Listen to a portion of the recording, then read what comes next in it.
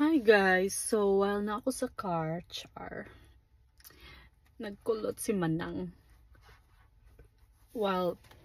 So tanawa ako nilingkuran, diba? Nako sa work, nako sa car, nako gituyo nako kay.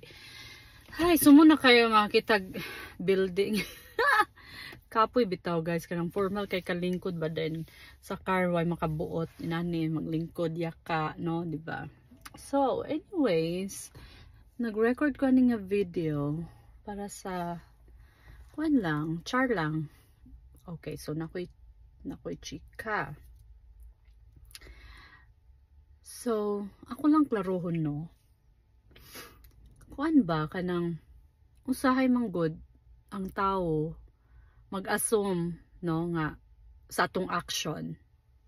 Mao nang kani wala mao na inang ang expectation nila is lahi, then kita nga as an individual lain-lain man tag kuano kanang thinking, like natay purpose, natay like naay something sa tong mind. It's not every time nga mao nang di nato mahimo because naputay gihuna-una. So kani siya, ako lang ni siyang i-bring up. So kani nga girl, nag-assume siya nga every time na ay kanang lakaw ko is kinahanglan gyud na siya dalhon, especially kung na ay Filipina, or like, so most of the time Filipina raman jud akong mabanding. So nag-expect siya nga tagalakaw na ko, invite na ko siya.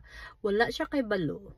Maotong dili sa tanang panahon nga ako gid na siyang ginaas nga tala manglakaw ta ana first. Kung mulakaw ko, like usahay kung dili ko busy or na ako'y chance nga mulakaw gidayin ko, bahalag anytime, basta kung na ako'y chance, ha, kung may mga bata pod nga usahay na kapoy ba na bata, diba, nga mulaag ka. So it's not every time nga na ako'y lakaw planado siya or kanang gi-schedule jud nako. No, mulakaw ko usahay last minute ana. But kana si girl ga expect siya nga tagalakaw nako with Filipino friends.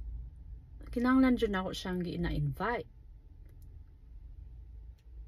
Or like murag iya kong gi-blame maud daw dili nako siya gina-invite kay di ko ganahan ana ba.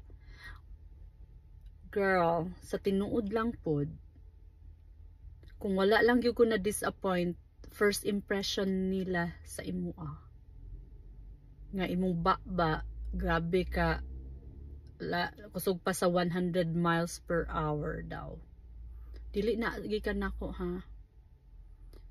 Kung wala lang yung ko'y nadunggan ngayon anang istorya, siguro maghuna-una pa ko nimo, no, nga asa ka or kinalan ka na ako invite-on. But at the same time po, ano man ko mabothered nga mismo ikaw na imong significant other or bana unsa pa na diha, di man gaya siya gusto nga mulakaw ka. Sige, kinahanglan pa jud kang mananghid nga murag gi-control gyud tanan imuhang lakaw, like dili tanang panahon nga basta-basta ka makalakaw kay balo na jud ka ana.